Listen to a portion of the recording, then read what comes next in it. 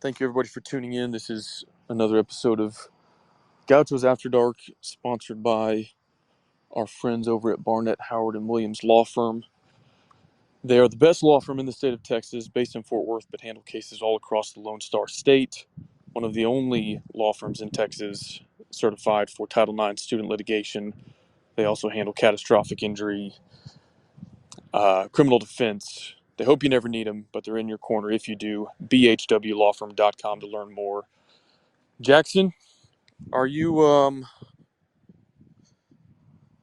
are you in yet as a co-host? I just sent you an invite to speak. Did that Oh work? yeah, I'm in now. How's it going, man? Not great. Not great.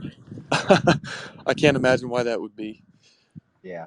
Just 3 quarters of pretty terrible play calling.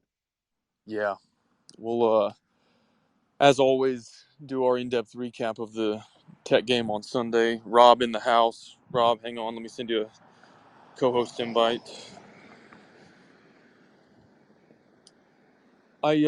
I made the big brain decision to record this while I walk around my neighborhood, so y'all might hear some cars pass me while we do this. Rob, you in? I'm in. If I disappear, I'm battling. So Well, we appreciate you staying in the fight, brother. Um, 60 minutes of us.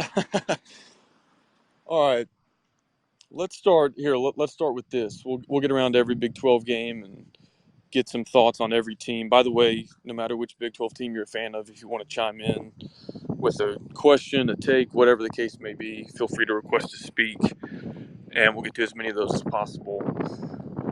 Let's start here. College football playoff, early season top four.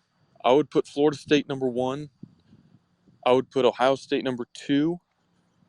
I would put Texas number three, and Georgia number four, with USC like right on the doorstep. What do y'all think? I I probably agree with that. I think the top three, based off what they've done on the field, are pretty interchangeable. Maybe I drop Florida State because they did struggle against Boston College. And I mean, that was a huge win in Clemson, but that struggle against Boston College was probably a little bit worse than Texas struggling against Wyoming. they closed strong though. Um, They did. Florida State's number one. Ohio State, that's a brutal loss for Notre Dame right there. Yeah, Third that and sucked. 19, you let the guy run around and throw it to the one. And then you have two down linemen with a fourth and one or third and one at the goal line for the win. Brutal. Yeah, that was rough. They put that left side in God's hands. And they only had Yes, 10 they dudes did. on the field. They could have used Allegedly. they could have used another. I think they could still get in with one loss though. Like I'm pretty sure they play USC this year, so I mean that feels like more or less a play-in type game if they stay at one loss. But yeah, Florida State to have a win over LSU and at Clemson, I feel like the top of their resume is better than anybody's at this point. And obviously it's September, so it's just hot air for now. But all right, let's talk some Big 12 ball. And here's the question I want to ask y'all. Now that everybody has one conference game under their belt, I think it's fair to say Texas is the front runner, and I'm looking at kind of the next tier because it seems to be a drop off after them. Like, who are the teams or the team most likely to um, contend with Texas? I think early returns are it's the two that played for the title last year, Kansas State and TCU. I would have put UCF in that category before tonight, kind of like the winner of that K-State UCF game. I would have put in that group. I would put OU in that group still, even though they struggled against Cincinnati a little bit, which we'll talk about. And I might be tempted to say Kansas is close to that group. What do y'all think is kind of in tier two right now of contenders below Texas? I think you probably hit it on the head. I'd put Kansas State there right now. They had a great bounce back today. But I think Kansas's defense needs some work, although they got 2 touchdowns defensively today. But in the long haul, I think their defense needs a bit of work if they want to contend for the title. I was thinking about this earlier, who I would put in the top 5 in the Big 12, assuming Oklahoma's in there somewhere and Texas is number 1. I honestly have no clue. I guess Kansas State and Kansas. Is there a fifth? Is there a fifth team in the Big 12 to step up? Is it BYU? Is it UCF? I mean, are those the top 4 teams, not Texas and Oklahoma right now, and they played today? Um, West Virginia didn't look good. UCF with UCF with Plumlee could be good because I mean they went to Manhattan with their backup and hung in them till Malik Murphy took a really terrible sack when he had about 10 seconds of time in the backfield. Yeah, I just think it's tough. Like if you're BYU and UCF tonight, you just lost to two other teams that might be in that tier, and it's really hard to start 0-1 against a team that is kind of in your same tier, same level. Because if you lose the second game, even if you finish 7-2, you probably need some tiebreaker help. Maybe not if things get really crazy. I do think it's fair to say it's like wide open behind Texas. I don't know if there's really anybody clear cut number 2, or even I could hear arguments for 2, 3, and 4, which is kind of why I wanted y'all's thoughts on it. I think it's fair to say, Tech, Baylor, Houston, Oklahoma State, Iowa State, Cincinnati, not going to factor in at all. But everybody else, I could more or less be persuaded. I think that they at least have a shot. Hey man, I'm not giving up on Tech yet. I admire it. In tier 2? What'd you say, Rob? To be in tier 2? Hey, as soon as we Oh, learn that we can run the come football in the on. first 3 quarters, the Big 12 is screwed. Hey, I mean, yeah, but do you have any? Is there any indication that we're gonna alter our course here? And we'll get into that Sunday. We'll get into that Sunday. But point being, I do think this was believed to be a league with a lot of competitive parity and balance coming into the season. But I think that's still true. But it's more of like everybody is kind of fully. I don't want to say weak, but I don't know. Like, and I thought it was going to be like 4 or 5 legit contenders at the top, equally strong. But it kind of seems like it's wide open and competitive because nobody is really able to stake their claim at the top of the conference. Would y'all agree with that assessment? Yeah, I'd agree. You thought there was going to be There's going to be parity, but now it's just a parody of itself. Ew.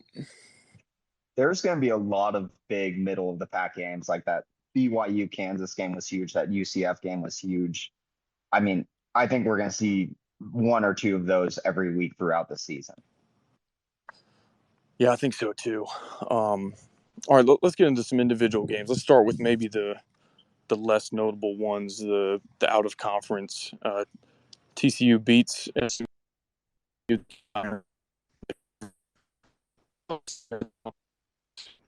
first a little bit closer. Um, they kept refusing to run it on like 3rd and 1, 4th and 1 against a like 4-man box, and then when it was, I think it was 4th and 2, they had like a 7-man box and they decided to run it up the gut. There was just stuff like that they were doing that felt like they could have kept it more competitive. But TCU, I'll say their offense, I think, based on everything they lost, they certainly are not quite at the level they were last year. But I'm impressed by Chandler Morris early in the season. I think they're still going to be a really tough out.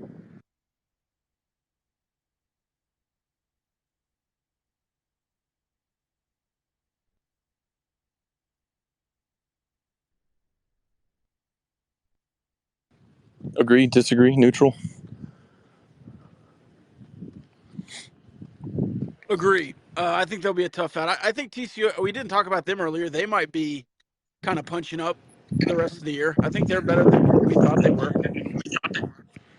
I put them in I listed them in tier 2. I think them and K Oh, did State you? probably. I don't know. It's super early, but they handled their business today. They're without their linebacker Johnny Hodges, and I think SMU ran the ball pretty well against them. I'd have to check the box score to see if that confirms what I saw with my eyes, but I think maybe their defense, based on their performance against Colorado, and played really well against Houston, but I don't know if that's a good litmus test. Jackson, any thoughts Well, on TCU? yeah, I'm gonna be honest. I didn't watch any of their game against SMU, but one thing that impressed me, their only win in Big 12 play is against Houston.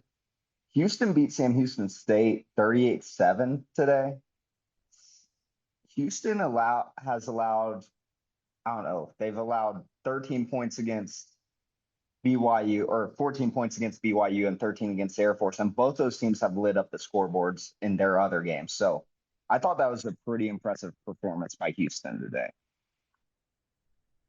That it makes TCU's win look a bit better. I would agree with that. I actually saw that line, Houston versus Sam Houston. I think it opened maybe like 14 and a half and crept all the way down to 11 or 11 and a half. And I was worried that was almost trending like the Rice matchup for Houston. And because, like you said, BYU's offense, besides that Sam Houston game, they've scored a fair amount of points against Arkansas and Kansas today. Yeah. So And yeah, that I mean, I was all over Sam Houston on that line, and Sam Houston got in the end zone first. It was 7-3, and Houston just lit them up. And Sam Houston obviously has a really good defense.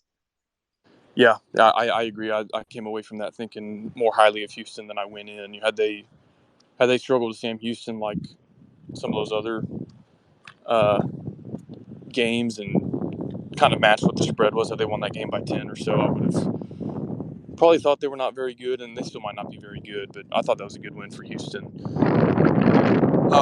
would y'all guess the opening line for Tech versus Houston is going to be on Saturday? I'm betting the under, but probably Tech minus 2.5. I have no idea, honestly. 2.5 sounds good. Yeah, I was going to guess 3. I mean, I don't think either team is very good, but I guess you're at home, so that's usually worth about 3 points or something. I don't know. I guess I wouldn't be shocked at much at this point, but that sounds about right to me. We've got a Houston Cougar in here if you Um, want to get his thoughts on the game. yeah, Ryan, go ahead. Any comments or questions you've got for us? The only thing I'll say regarding us is we were kind of doing some things a little bit different than a lot of people had seen offensively. A lot more swings, a lot more kind of bubble screens and whatnot to kind of finally not really run through the middle of the field, which is what Holgerson has kept on trying to do for years and has boggled a lot of people's minds because our interior line just doesn't allow for that as much. Um, they do an okay job of pass protection, but for run offense, I mean, for a rushing attack, they really struggle when doing those types of things. The other thing that happened this evening is they finally gave a lot more snaps to a kind of a touted freshman running back out of Klein Forest named Parker Jenkins, who is a pretty good talent, and we'll see how it kind of goes against a little bit, better type of field. But we'll see. I'm not still very optimistic about how things are going. It hasn't been a very good atmosphere when it comes to things that are going around football. Well, and I really have no idea what to expect next week. It is a little bit of a confidence boost for this week for us, but yeah, I'm kind of in y'all's court. I have no idea what to expect next week, and I'm not confident in the line or what happens out in Lubbock. So, yeah. Yeah, I think both teams kind of searching for a little bit of, because I think Texas, way like had Tech beat West Virginia today, we would have, I think, more button and been like, okay, we're 1-0 in Big 12 play, a little bit of optimism and momentum, but you can lose that so quickly. Like, had West Virginia beaten Pitt last week and then lost to Tech, they would have probably felt like they lost a lot of momentum. So I think Tech and Houston both really need the game on Saturday. I think the loser is obviously sitting at 0-2 and probably doesn't feel great about the rest of the season. So I think it'll be a competitive game. I don't think either team has enough strength to really like overpower the other and make it a blowout or something like that. So I'd be surprised if it's not a competitive matchup. Yeah. The only thing I will comment on is Donovan looks like he's gotten a little bit more safe with his throws. The only thing that's been he made a couple dumb plays during TCU, and then there was a lame duck that looked like it just like basically slipped out of his hand against Rice, and how that interception happened. But the only thing that's been making people lose their minds is he has no internal clock. Like it's truly fascinating that he doesn't have the best presence inside the pocket. And I think I remember some of y'all's fans kind of commenting about that with him. Yes, can Where confirm. yeah, and so yeah, Yeah, he just he just didn't have that clock in his head that quarterbacks have. That probably after 3 or 4 seconds, even if you can't see it, the pocket's probably about to collapse around you. And he didn't have that at least last season. Yeah, and you can still see that he might be getting better. There was like one instance at the end of the first half today where there were 7 seconds left on the clock, and we were like on the 5 or 6 or 4 yard line of Sam Houston. Should have had an opportunity of either a quick play or just throw it in the ground, to someone in the air and then kick a field goal. And man, he doesn't get that internal clock that never hits, and all the entire all the time remaining ends, and nothing. You have no additional points happen on the board when it should have been like, okay, couple seconds go by, just throw it to the ground, kick field goal, all done, 3 points, move on. And and Holgerson, I think, specifically mentioned that frustrated because Donovan should have just thrown it into the ground or something. Heck, even just take an intentional grounding or something and take a timeout, or some. Oh, I don't think there were, but just God bless. And so, Yeah, yeah, he was kind of that way with our fans last year. He still has a lot of fans in Lubbock. He helped us win like 2 of our biggest games over the last 2 years. But yeah, you kind of like take the bad with the good, and so yeah. Overall, what's the Houston fan sentiment like toward Donovan? the basketball schedule gets announced on Tuesday for conference play. Hey, Gotcha. hey, I will say, Ryan, after that response, which I love, if Barron goes down in the first half, I'm calling dibs. Donovan's dressing for us in the second half. Mm, yeah. I felt bad when I saw that news about him because is it a broken leg? Yeah, broken fibula is the Oh, early word. Jesus Christ. Yeah, and it was. That's rough. Yeah, they showed a couple replays before realizing how bad it was. Oh, And no. it was. Yeah, it was low enough Oh, that like we weren't sure if it was an ankle, but it was lower leg, and somehow he stood up after breaking his leg, oh my played the God. next down, and then like had to stay down. So pretty crazy. God. I remember years and years ago, we played, I think it was Marshall, and there was an there was an incident involving a band cart where a guy we were at Marshall, and their band had a cart at the end of the end zone, and we did Oh like a yeah, fade route to the end, to the back of the end zone, and our guy just barely overthrew it, and it was right at the edge. Oh my God. We had a wide receiver that went just full bore right into that thing. I remember Oh that. my God. ESPN showed a replay for once and then never again. And I can never get that image out of my head. Like, oh, I remember that play. That was awful. yeah, Yeah, that was a brutal leg yeah. injury. Those are, yeah. Anyway, I hope he has a good recovery. That's awful. Yeah. Yeah, well, That's rough. appreciate that. And I don't know. I'm not an eligibility expert. He was a COVID super senior. He'd already used a red shirt, and I think he's already used a medical red shirt because he played less than 4 games earlier for Tech. He'd I have don't. a year left no matter what, because Oh, his really? first year was a red shirt, and then he has the COVID year. Then he had the medical red shirt that he could use before that, no matter what. So Yeah. we may see Tyler Shuck in 2 years' time still playing college football. I'll be like a Which, ninth year senior. yeah, It's crazy.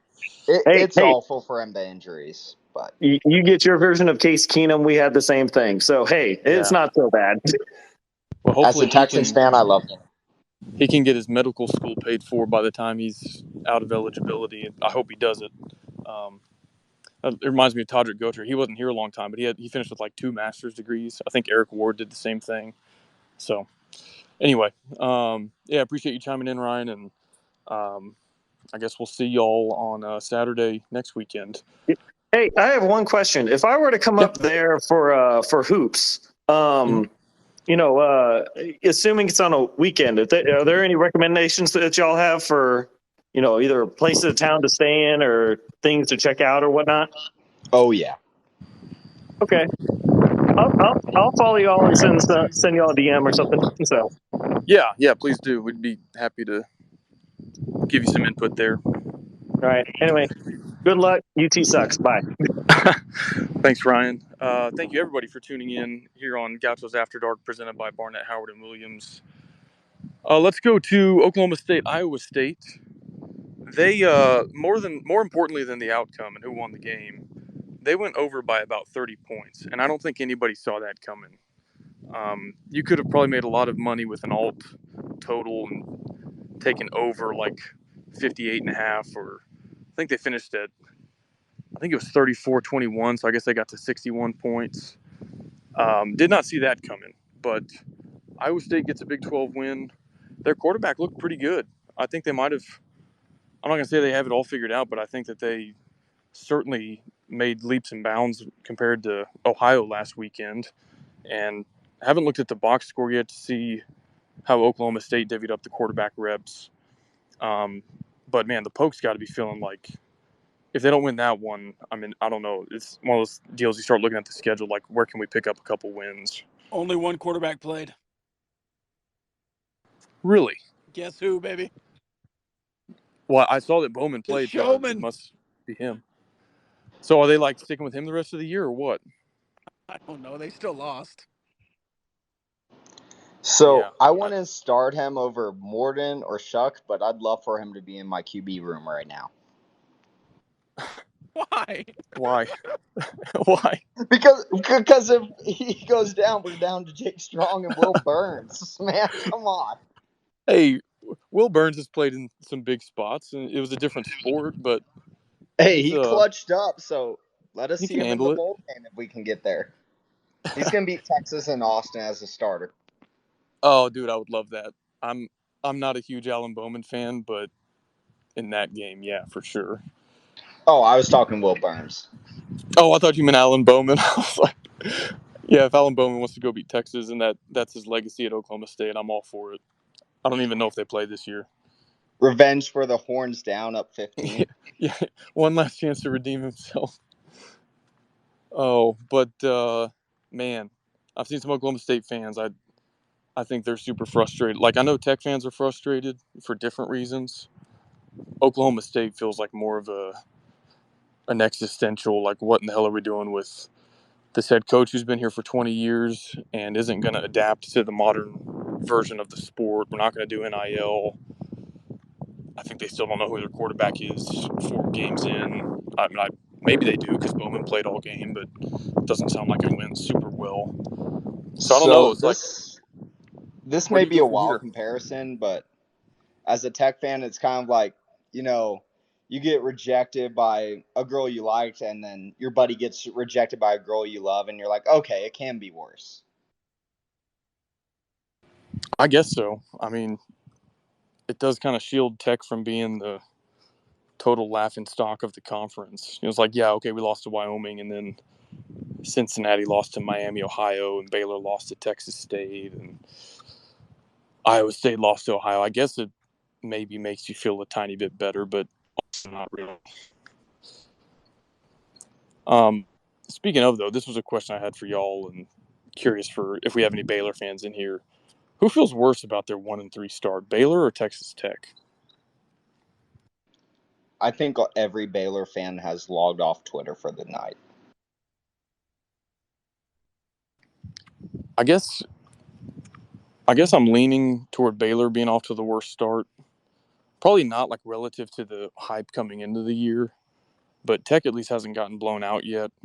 And I still think our loss to Wyoming wasn't as bad as their loss to Texas State. So that could be an interesting Wyo had game. a Wyo had a crazy ending against App State to move to 3-1 tonight.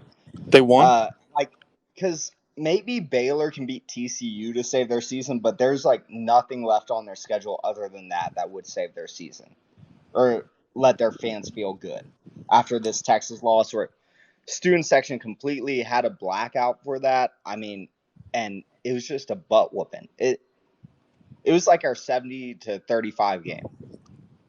Yeah, Like and they if go I they go to Orlando next weekend, if I'm not mistaken, and that's not going to be easy. No, not at all. With or without Plumlee, I mean, I think UCF has shown they can hang tough, and that's probably it seems to me like a comparable road trip to going to Morgantown. Like it's far enough away that it feels like a trip instead of going to from like Lubbock to Waco or Norman to Lawrence or something like that. It feels like an actual across the country trip. So that's going to be interesting in Waco in 2 weeks with Tech and Baylor. Like I don't even want to put this thought into the atmosphere, but if we lose to Houston and we're 1-4 and they're 1-4, that's going to be a pretty pathetic game there in Waco. Yeah, that really will be the butt bowl. I feel terrible because I asked my mom last night if she wanted to go to that game in Waco with me, and she said yes. So that's a terrible first Tech game for her to go to. Yeah, you should go because I've been saying I'll go, and I can go there and back in a day. So I'll probably be there. It'll be 11 a.m. You'll 1-4 be for home the fine. yeah. Hit brunch on my way into Waco, and then be home by 3. Hit a sad Can't guns even up there. okay. Imagine going to Baylor, having to go to those games, and you can't even buy beers in the stadium. Like you are watching one of the worst football teams God has ever created on this earth, and you can't even buy beers to watch the game. It's tough. Yeah, it's a sad way to go out. Mitchell, what do you got for us, man? I literally, we have a Tech alum that works for in Baylor Video, and like we've been pinpointing this game as like a fun game to go to, and I think him and I are both trying to back out now. So, I mean, he can't back out; he works for Baylor, but definitely trying to think about backing out now. Yeah, that's going to be a. Hopefully, here's the other thing, though. I'm pretty sure you're going to be on FS2, whatever that is, against Houston. And because you started so bad, like, you have to win several games in a row now to not get ESPN Plus, FS2, or like FS1 at the very best. Like, you're not going on ESPN or ABC or Fox. So, Yeah, but depending on what cable package you have, going to the game might be your only shot to see it. yeah, the only good thing I feel like coming out today is Neil Brown might, we might have Neil Brown for another year at least. So, I'm glad. Small silver lining, very small silver lining. Rob, I'm glad we didn't have West Virginia 14th on our ballot because everybody else did. Yeah. I I think know we that. need to give West Virginia some roses too. I mean, they came out, they were tough. They beat their arch rivals last week. We have a lot of blame to pass around on our team, but you have to give West Virginia a lot of credit too. Yeah, I mean, we talked about this on Wednesday before the game on the preview. I thought it was going to be an ugly game, just like Wyoming, and just like Wyoming, they out ugly and toughed you for 60 minutes, and like it wasn't pretty for either side. But I mean, I don't know. You don't complain about conference wins, especially when you're a program in the state of Texas Tech or West Virginia over the last few years. So they're playing with their backup quarterback. We played most of the game with ours. They found a way to get it done. So I don't think they'll finish last. I didn't think they would finish last coming into the season. And who knows? Neil Brown might just save his job and be there another year, like Mitchell said. What else we got? BYU, Kansas. This felt like a pretty pivotal game, kind of toward the middle of the conference's balance of power. And a fishy line. It was like Kansas minus 9.5. I think a lot of people thought that was crazy, and then they win by 11. I didn't get to see any of this because, of course, it was on at the same time as the Tech game, and I wasn't dual screening it. But big win for Kansas. They're 4-0. They've got wins over BYU, Illinois, Nevada on the road. So credit to them for handling business and covering. I'll be curious to see some highlights of that game and look at the box score. If we've got any Kansas or BYU fans in the spaces, feel free to chime in. Did either of y'all catch any of that one? I caught some. I had 4 screens up. I had CU alum, OSU alum, and a Nebraska alum, so they took up all the 4 screens. But at the end, BYU was really in that game though. At the end, and I don't know, that late field goal made it seem worse than I think it was. And then BYU just couldn't get anything going on that last drive. But I thought that was an even game through 3 quarters. And KU, I mean, their defense saved them. They got 2 defensive touchdowns. So their defense is leaky, but they're kind of like maybe a bend but don't break, but also a defense that can make plays. Yeah, like a boom or bust kind of defense. Like they're either going to cause a bunch of havoc and turnovers or get torched. But clearly they did enough today to win. Drew, I think Yeah, you're and a Jayhawk I'm fan. Do not. you have any? Oh, sorry. Go Oh, ahead, Jackson. I'm sorry. I'm not sold on Kansas's defense, but I am completely sold on Lance Leipold's program. That Yeah, team, agreed. give them a couple years, they are going to be sick. Agreed. Drew, I think you're a Jayhawk fan and observer. Did you have any takeaways from that game you want to share with us? Yeah, I'll say I mostly agree about the defense. Like, it was pretty bad last year. It's not great this year, but I think the secondary is pretty experienced and the D line's a lot improved.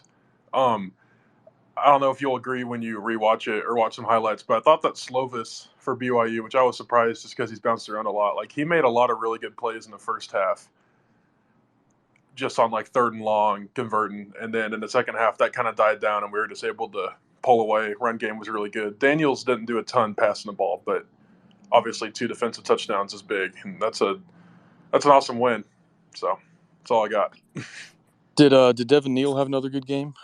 Yeah, I think he had around 90 yards or so. I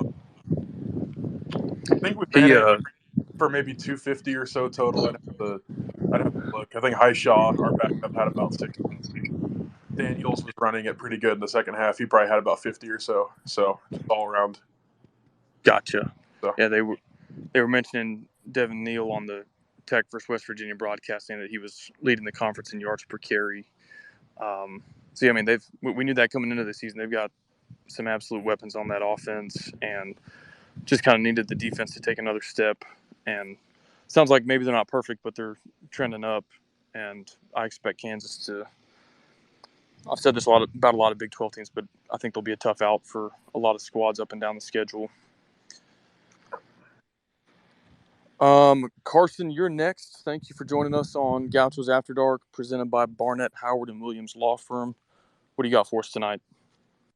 No, just not going to reiterate what's already been said about the tech stuff. It is what it is. It's frustrating. It's one of those deals where there's not an easy answer for any of it. But other than that, I wanted to talk the Kansas BYU matchup because got to watch that game, and yeah, I mean Caden Slovis looked good at times. The pick six hurt late in the second quarter, I think is when he threw that, or third quarter. Yeah, the fumble recovery, scoop and score for a touchdown by Kansas's defense. The 2 scores on defense for the touchdowns were huge for Kansas. And you're right. I think Kansas is a tough out for anybody in this conference. And next week the Longhorns and the Jayhawks get together, I think, and that one could be a sneaky matchup for Texas because, and me and Rob talked about this last or on Friday, is that these 2 teams, they get together and Texas has Oklahoma the week following, I believe. So could be a trap game for the Longhorns. Kansas has a chance to really do something in the conference, and especially with a Texas Tech team that's not as good as everybody thought. Somebody's got to do that. Kansas State looked pretty good today too, and those are the other two teams that you think in this conference might have a chance to do some things along with Texas and Oklahoma. Kansas, do God's work next week, please. Would Was love it that. actual football game for who watched that game?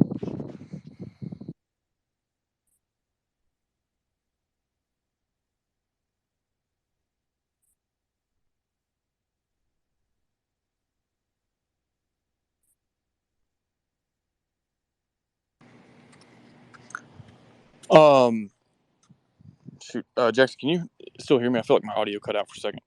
I can hear you right now. Okay, sweet.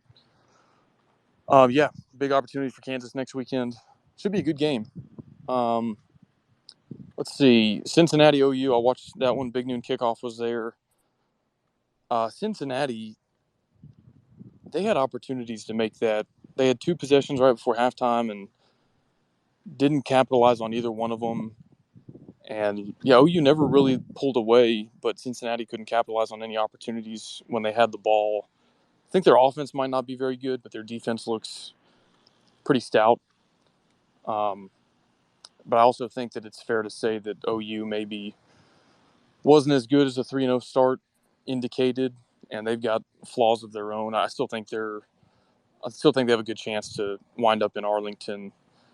Um, I don't know. What do you think about the Sooners and Cincinnati, Jackson? So Cincinnati, I mean, I was watching with my roommate who was an OU fan. I thought they kept it close. Their defense was better than I expected. Emory Jones, their offense didn't do much, and I expected more out of running quarterback that you could exploit them more. I think they're going to be a decent team. They're a tough out at home. I'm honestly glad we don't play them in Cincy, but yeah, I mean they're not going to be a contender, but they can definitely compete for a bowl game because they started 3-0, correct? No, they lost to Miami of Ohio after beating Pitt. Holy crap! Oh yeah, that's right. Yeah, no, it's going to be tough to go 4-5 in the Big 12 play. They can get to at least 3 wins in the Big 12 though. They play Iowa State. That's going to be a fun game to watch. For who? Like for who it's going to be a fun game to watch. Yeah, who's going to enjoy watching Cincinnati versus Iowa State? Fans of those two teams, but I mean it's kind of like Oklahoma State this week. It's a battle of the worst, and it delivered some really like. I mean, I don't know. I could see that game being kind of like Iowa State versus Oklahoma State today. Like I had 4 screens, and it was the highest scoring of all of them. Yeah, it could be. How are we not sure the battle of the worst was us against West Virginia today? Fair point. I think those two. Honestly, there's a lot of schools in discussion for the worst. Like you could say Tech, West Virginia, Oklahoma State, Iowa State, Cincinnati, and Houston. Now some of them have already played each other and have a leg up, but like if those 6 teams played a round robin, and that's nearly half the conference. I think I I don't know. If we learn to run the ball, I think we'll be okay. West Virginia, I think, is not in the discussion for the worst though, because that home field is going to be lethal. Because I mean, you watched it today. That home field, there wasn't as many people there as I expected. Wasn't sold out for a 3:30 game Eastern time, but I don't know. I think this win against a team that was called the darlings of the Big 12, I think that could motivate the fan base. And Morgantown's a tough place to play. We should have won the game, but Morgantown's a tough place to play. And if they get Garrett Green back, get some 3D offense with a run with the quarterback, just a running game with CJ Donaldson. They have some good tight ends. They have a couple good wide receivers. I think they could pull an upset in Big 12 play. I don't think they're going to be at the bottom. I agree with that, especially their style of play, and we got a taste of it today. But like the ball control, if Nico Markiel doesn't turn the ball over twice, and they have like a couple more third down conversions, they would have had, I don't know, 40 minutes time of possession. And Was it you or Rob that was high on Garrett Green? um I don't know if either one of us was high on him. I liked his play style. I thought that he was going to give some people problems. I don't think Rob was as high on him as I was. I was probably right there with you. I didn't see him as a top 10 QB in the Big 12 going into the year, but I thought that he had a lot of potential. And when they get him back, I mean, if you can get a top, I don't know, half of the Big 12 quarterback with Garrett Green, if he can play like that, and you have CJ Donaldson behind an experienced O line, I think they could be a problem in the Big 12. Not competing for the Big 12, but I think that they can give a lot of teams some fits. Yeah, I agree, especially the play style that they've adopted. That was like the big question mark because even at Big 12 Media Days, Neil Brown was talking about like going up tempo and throwing the ball vertically. It was like you've got this stellar offensive line, an all conference caliber running back in CJ Donaldson and a mobile quarterback. Why are you talking about going vertical and tempo? Like you should be playing ball control, run the ball, exactly what they did to us in Pitt. And so I think Yeah, like and in other systems, Garrett Green might not be stellar, but if he's in an offense where they're running the ball 60%, 65% of the time, I think he could be a good weapon. yeah, no, I agree with that. You know how there's that get back coach? West Virginia needs to calm the heck down, coach. Like, they only made bad play calls on that last offensive drive.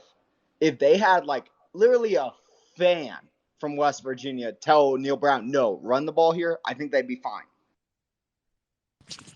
Speaking of that, Carson, I'd love to ask you something from one officiating. When they reviewed West Virginia's play in the second half on that ball that possibly hit the ground, I was livid because they didn't Do you review want to all. talk CU? Oh, can y'all hear me? Yeah, I can hear you. Oh, all I was going to say was when they didn't review our ball in the first half, possible catch, but then they reviewed their ball in the second half because the fans started yelling. That just blew my mind. I didn't know if, like I said, I know Carson's around football officials too, and I didn't know if he's still in here or not. But He might have dropped out, but I think the problem is Bradley didn't even like pretend that he caught it. He didn't sell it at all, and so I don't know. Like I was watching, I didn't even see a good angle on the replay, but I was like, yeah, he probably didn't catch that. Like you can tell when a guy gets up and thinks that he yeah, caught the ball. it So just I blew don't my know. Maybe up. Yeah, yeah, but I hear what you're saying. Wide receivers and DBs are the funniest players in the world to watch. I will say that. Justin, what's up, man? What do you got for us? I just wanted to hop in with y'all were talking about Bradley. I just graded the film on him. A lot of balls were not close at all. Didn't give him much of a chance. It seemed like quarterback play wasn't great all night. Frustrating. I don't know. I don't know where you go after that, to be honest with you. Do you think the rain had an impact? Because it seemed like it could have just been coincidence, but it seemed like when they were talking about it was kind of starting to let up is when we did string together those last 2 or 3 drives, and like obviously the last one stalled out, but we didn't move the ball at all until those last couple drives. Do you think that like it was just a slippery ball for both Morton and the receivers, or was it something else? It might have been. I don't know. I think that you had a lot of different in play call from first half to second half. And I think that you were able to move the ball a lot better because you gave Taj the football quite a bit in the second half. And yeah, I mean, Morton wasn't great. I'm interested to see what PFF is going to say in the morning and all that. But man, like, it's just frustrating. Like, I think that I was very confused why they threw so many like fades to Jordan Brown up the seam. Felt like they were doing that quite a bit out of a hurry up look. Yeah, I don't know. This offense is frustrating to watch, and I don't know where they're going to go going forward because you got to be better. I mean, if you're going to do anything to close to what you wanted to do, you're going to need to be much better than what you're showing right now. Yeah, definitely agree with that. Matt, you're in this thing. What's up, man?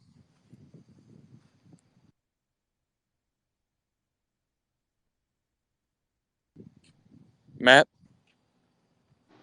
He's still muted. Hey, can you guys hear me? Yeah. Sorry about Yes. that. So obviously lots of frustration tonight. I kind of want to turn it to the Gauchos. So hypothetically, you're handed the keys to the program. What are a couple of things you guys change to kind of salvage the rest of the season? Obviously, it's early in the season, but it's just really frustrated at this point. What would you guys take a look at and say, hey, maybe we tweak things here and there to kind of turn things around? The OC. I mean, you gotta give Taj the ball and target the tight ends. I honestly thought Kitley was really good in the fourth quarter, but it just took too long to get there.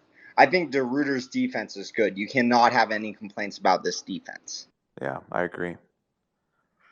I agree there. I don't know if Rob is able to come to the mic right now, or maybe he's just saving thoughts for tomorrow. But I think that's number one, is like, you don't have an offensive identity unless you consider tempo an identity. And so I would start there and say, okay, we're a third of the way into the season. We can take a pretty good accounting of what we're good at and what we're bad at and build an identity off of that, and still work on what you're not good at. But I feel like there is some stubbornness. Like, we're going to go tempo, we're going to air it out, we're not going to run it. And that hasn't worked well for you. Like, you were 94th nationally in yards per play last year. You've been pretty horribly inefficient on offense this year. But the one thing that has consistently worked, I mean, pretty consistently, I don't know if you committed to the run enough in Laramie, but in the 3 games after that, when Taj gets the ball, like, pretty much the worst thing that can happen is we get 4 yards. And when he has a good run and he gets to the second level, it's 13 yards, 20 yards. I mean, he's got 7 yards per carry, I think, over the last 3 games. So I would start there. And I know I'm a broken record. We've talked about that over and over on the podcast, but that's where I would start. And I agree on the defense. Like, over 4 games and pretty much within each game individually, I'd give the defense a B plus. I could nitpick it and show you where they're not perfect, but giving up 20 points in regulation twice on the road, and then giving up 31 points to an Oregon offense that is really good and has a Heisman contender at quarterback, that's good enough to win games. And you lost all 3 of those. And so that tells me that the defense is doing fine. And again, I can pull 5 plays and show you where they weren't perfect, but there's way more to analyze and pick apart on the offensive side of the ball, in my opinion. So that's where I would start, find an identity and lean into it. Yeah, let me throw one thing in there, and I mentioned it to y'all already through tweets. Tyler Shuck got injured with a minute left in the first The quarter. defense was pretty good today. I thought they contained the QB pretty well. What the heck? But it all comes down to the offense at the end of the day. But, I mean, when you look at this team, I will say middle linebackers have to be given a ton of credit. Josiah Pierre was switching all over. Ben Roberts got a fumble recovery today? Josiah Pierre, I think, Josiah Pierre, Ben Roberts deserves a ton of credit for this, for today. And really the last 2 games as a whole. He's been good. Mitchell, I don't know if Jackson could hear you. I don't So know what happened. I don't know finish if your thought. I don't know if Jackson can hear me or not, but Yeah. what I was saying was Shuck got injured with a minute left in the first quarter, right? At halftime, the leading rusher attempts was Shuck at 4. Taj had 3. And so it's mind-boggling, really, at this point. It's crazy. And it worked in the second half. I think Taj finished with 25 for like right at 150. Yeah. So he's at 6 yards a pop at high volume. And yeah, what if he had 5 more carries in the first half? 30 carries is a lot in one game, but it is doable, especially if you spread them out over 60 minutes. Yeah. And let's say it was mid-60s first. I get it. But then run the damn ball with Josh Brooks. I mean, it's what's gotten you 6.5 yards a pop. And I said West and just make them throw over us. That's what they did against us today. Like, it was mind-boggling to watch that the game plan we had to shut them down just blew up in our face, and their safeties tackled us in the backfield. How many times they mentioned that on the TV today? Safeties coming down and making plays in the backfield. It was just very, very. It was one of the top 3 upsetting losses. It's just Is it safe to say that our O line is the liability at this point? Like, is there a chance? 100%. Is there a chance that we're not running the ball because we're having to rely on our running backs to block and compensate for our lack of O line play? I It's think probably why they were I doing think we're not good in right? Because they wanted to get that extra blocker. I think we're not good in pass pro, but we do fine in run pro or just run So, blocking. can I give my opinion here? I think maybe part of the reason we see the running back less is because Taj Brooks is the only running back that can pass pro. So I think you did bring up a great point that we're not seeing less of him in pass pro, but I think that may be because we're conserving him because he's our only running back that can pass pro. I think that is part of why the snap share is so tilted toward him. And like I think Valdez is good at running the ball, but I think they don't put him out there. If they're planning to throw it on 80% of the snaps and they don't think he's as good of a pass blocker than Taj, then of course Taj is going to be the one out there. Um, But also, but you I, have I need to look. pass block too and be in the backfield. It's just, ugh. Yeah, I need to look. I've been like on all my rewatch notes. You're a third of the way through the season now, so I mean it's a pretty good sample size. But on all your 3 and outs as an offense, the percentage of those drives that didn't involve a single handoff has to be a majority, which is crazy. Like even in an offense where we're throwing it 60% of the time, handing the ball off 40% of the time, if you've gone 3 and out, I don't know, like let's call it 10 times, and 7 of those didn't have a handoff in any of the 3 plays, that should tell you something. And I know that once it's 3rd and 12, you can't hand the ball off. But the whole point is like if you hand the ball off earlier in the series, it won't be 3rd and 12 with a running back like Taj. Like it'll be 3rd and 2.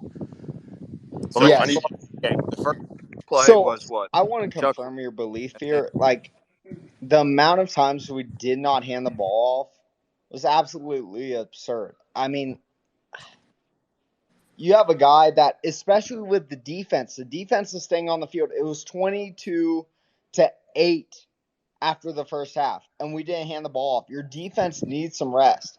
I get Mhm. they kind of did with commercial breaks, but if you can hand the ball off once, give them a first down, give them an extra 2 minutes, plus the 3-minute commercial break, it means the world to that defense.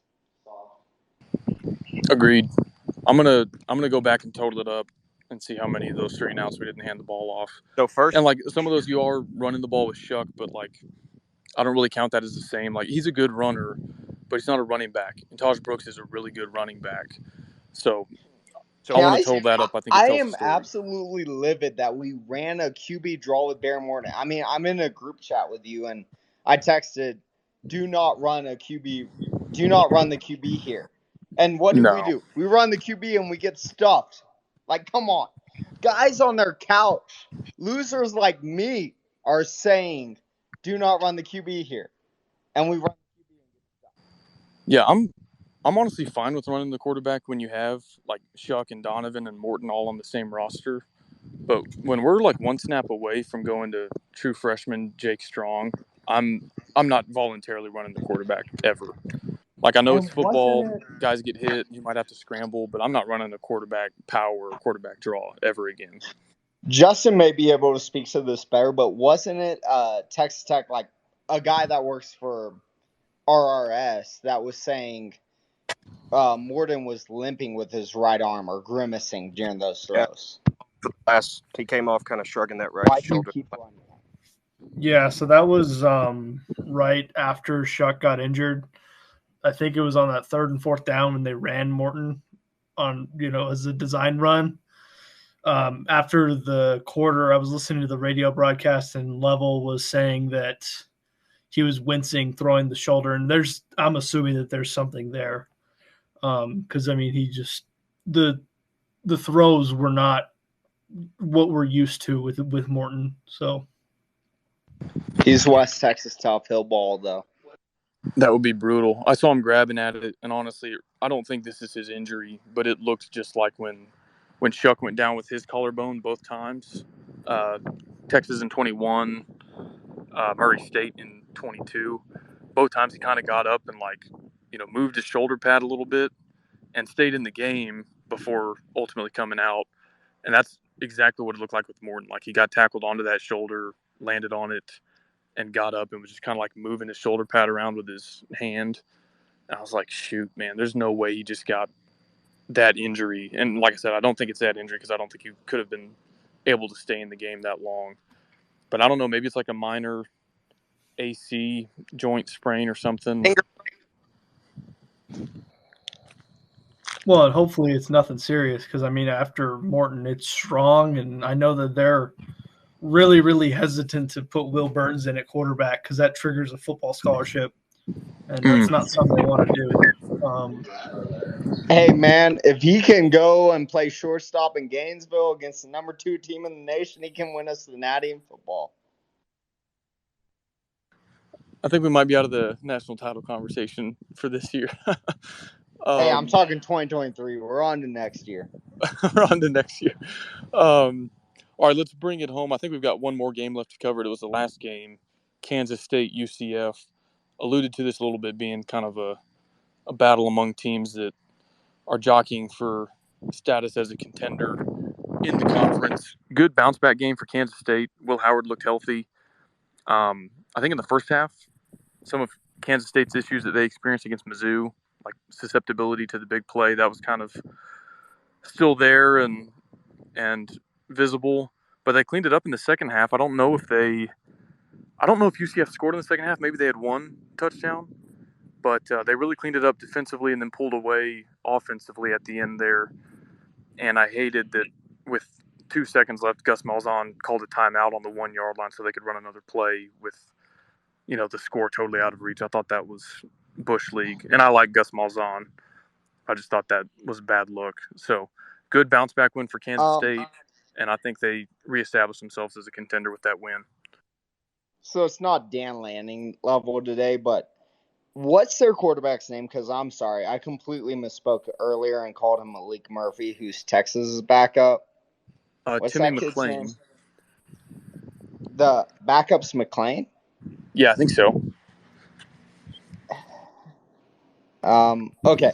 Well, I can double check whatever that. his name is, he looked decent in the first half, and then he took a really bad sack in the second half. Like I was watching that in the pocket, I was saying, man, the worst thing you can do here is take a sack. He was completely open in the pocket, nobody around him, and he took a sack and put them way back, and that was when it was a 7-point game.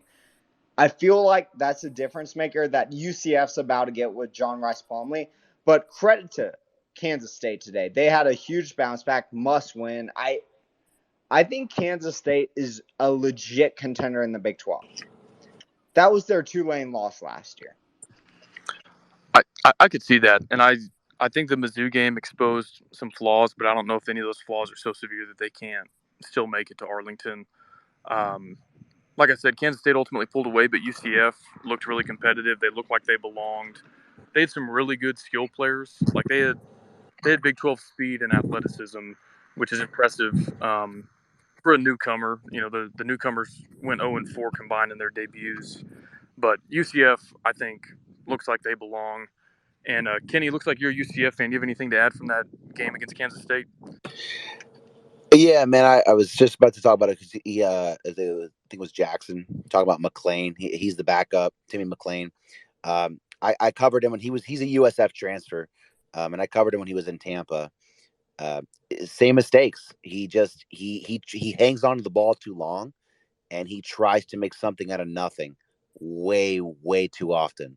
And there were multiple times throughout the game that just it bit him too often. It's like he threw an interception to nobody. I mean, there was the interception, a couple sacks, and just there were just multiple chances where he was just like throw it away and live to see another down. And he just, for whatever reason, he just could not do that. Yeah, I think especially when you get down on the road, you start pressing in a situation like that. But they were very much in it, through the third quarter and everything. Like the final score is maybe a little bit misleading. That was a one-score game well into the fourth quarter. Yeah, no, it was competitive. It was competitive the whole way through. I think with McClain, it's just such a comparison, like difference compared to Plumlee. UCF, it got very cute in terms of like their play calling. Like It was nice that like obviously they got a touchdown with the flea flicker and all that. But like compared to when they had Plumlee in there, obviously very different play calling. I think McLean did okay, but you know, um, I'm not saying that they would have won if they had Plumlee. I still don't think they would have.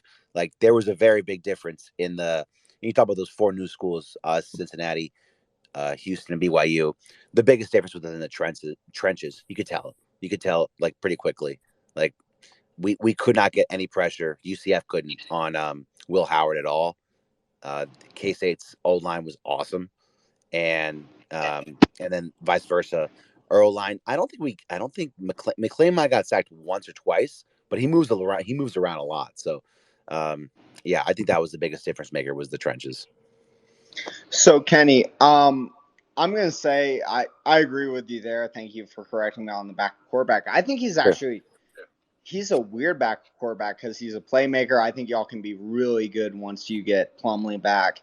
Yeah. What do you think? Because I'm sure a lot of people are probably in the same boat I am. What do you think is what's missing from UCF? Because y'all have been recruiting really well. I Yeah. think that y'all are an immediate Big 12 contender, but you're moving up to Power 5. What do you think that y'all are missing this year? I think right now it's depth in the trenches, just because like I think like Malzahn's been recruiting really really well, but it's within the past like year or two. So like a lot of the guys are like still like true freshmen or sophomores, and so it's going to take some time for those guys to like get in the program and develop and whatnot. I think that's the biggest difference maker, just because like I mean, man, today like Kansas State, holy cow! I think we sacked Will Howard once, but other than that, I mean, that man had all day and night to like make himself a dinner, like put himself to sleep, read a book, whatever. He could do whatever he wanted back there. And we have a good defensive line. Not to shit in our defensive line. Like we have some good players on there. But Yeah. Kansas State's offensive line is really fucking good. So yeah, I think that's the biggest thing is the trenches and the depth in the trenches. Because skill wise, athlete wise, I mean, UCF being in Florida, we're gonna be able to recruit athletes. That's not a Oh question. yeah. It's in the Oh. trenches, the big thing, and like Kansas and all those, Midwest. I don't know if you call it Midwest, but like those schools around the Midwest, they can recruit in the trenches without a doubt. So I think that's where we need to grow a little bit. Quarterback as well. Like I mean, if you ask any UCF fan, they'll tell you like, I mean, I like Plumlee. He's fun. He's fun to watch. Is he a true quarterback? No. Does he fit well from Malzahn's system? Yeah, absolutely. But like, I would like to see a true quarterback there at some point. Yeah, so I really like what UCF is doing recruiting wise. I think I agree with what you said. It's going to take time in the trenches. I Yeah. thought UCF for a second string quarterback to be really defending Big 12 champions, you're in the game into the fourth quarter on the road. I thought that was kind of impressive, and just Oh no, the 100%. wheels fell off.